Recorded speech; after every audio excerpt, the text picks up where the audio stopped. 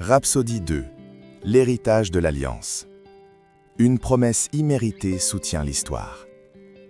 Dans une terre dominée par de faux dieux et des rois orgueilleux, la voix du Très-Haut rompit le silence. Il appela un homme nommé Abraham, habitant d'Ur, cité d'idoles.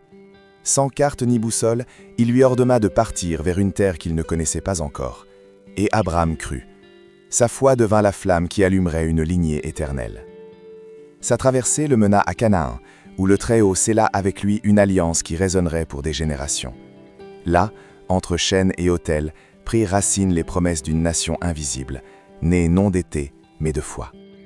Mais tout véritable héritage doit passer par le feu. Le Très-Haut demanda l'impensable, qu'Abraham offre en sacrifice Isaac, son fils, le fils de la promesse. Sans hésiter, il obéit. Et quand il leva le couteau, une voix du ciel arrêta sa main. Un bélier fut fourni comme signe du véritable agneau qui devait venir. Pendant ce temps, les ombres s'épaississaient. À Sodome, ville de rébellion consumée, le Très-Haut descendit en jugement. Seul Lot et sa famille furent secourus, tandis que le feu et les lamentations scellaient le destin de ceux qui défirent le ciel. Avec le temps, Isaac prit femme, non par convenance ni par stratégie, mais par direction divine. Rebecca, choisie après une prière fervente, devint mère de 2 nations. Déjà dans son ventre, le conflit rugissait. Jacob et Ésaü, jumeaux destinés à incarner 2 chemins, l'un marqué par le désir charnel, l'autre appelé à embrasser la promesse éternelle. Un jour, Jacob, poussé par un ardent désir spirituel, obtint avec astuce le droit d'aînesse. La fureur d'Ésaü ne se fit pas attendre, et Jacob s'enfuit. En exil, il trouva l'espérance dans l'amour.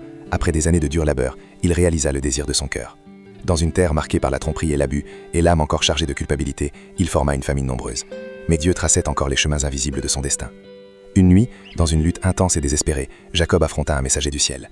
Avec des larmes, de la ténacité et une reddition, il lutta jusqu'à l'aube. Là, il fut transformé. Son nom, qui était auparavant lié à la tromperie, fut laissé derrière. Il ne serait plus appelé Jacob, mais Israël, celui qui lutte avec Dieu et prévaut. À son retour à Canaan, le passé vint à sa rencontre. Ésaü, toujours assoiffé de vengeance, avançait avec des hommes armés. Mais Dieu intervint. Le pardon, plus puissant que la rancune, triompha, et les frères finirent par s'embrasser. L'héritage poursuivit son cours. Avec le passage des années, une nouvelle génération surgit. Entre jalousie, envie et trahison, Joseph, le fils bien-aimé de Jacob, fut vendu comme esclave par ses frères.